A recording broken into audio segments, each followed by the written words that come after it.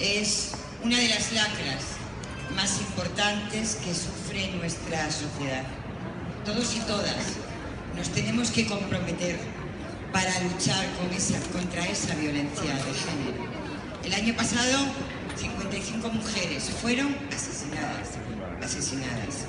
Este año van ya 48 mujeres asesinadas. Y eso tiene que provocar un enorme dolor en la sociedad. Mujeres a las que sus parejas, que tenían que amarlas, cuidarlas, respetarlas, ser cómplices con ellas, las matan, las asesinan. Y no nos podemos quedar de brazos cruzados. El conjunto de la sociedad tiene que levantar la voz y decir basta ya, no lo vamos a consentir. Queremos una sociedad libre de violencia de género. Y por eso, desde la Diputación de Pontevedra, en colaboración con 10 ayuntamientos de la provincia, pusimos en marcha Mujeres en Acción, Violencia Cero. Violencia cero.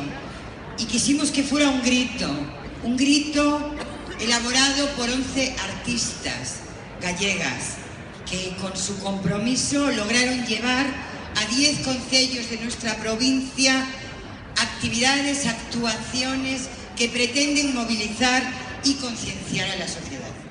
Yo les quiero agradecer a estas 11 grandes artistas, reconocidas artistas, su compromiso con este proyecto de lucha contra la violencia de género.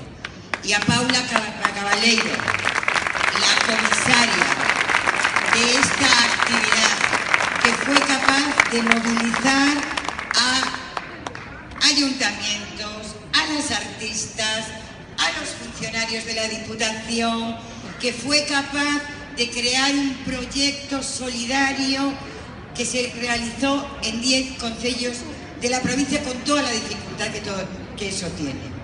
Y por supuesto, a los 10 alcaldes y alcaldesas que se comprometieron con esta acción, al alcalde de Vigo, porque este es uno de los ejes centrales de la actuación de la Diputación de Pontevedra, su compromiso con la lucha contra la violencia de género. Vigo es la ciudad que más se compromete con la violencia de género, la que dedica más financiación a la lucha, los 365 días del año durante los 8 años y medio que lleva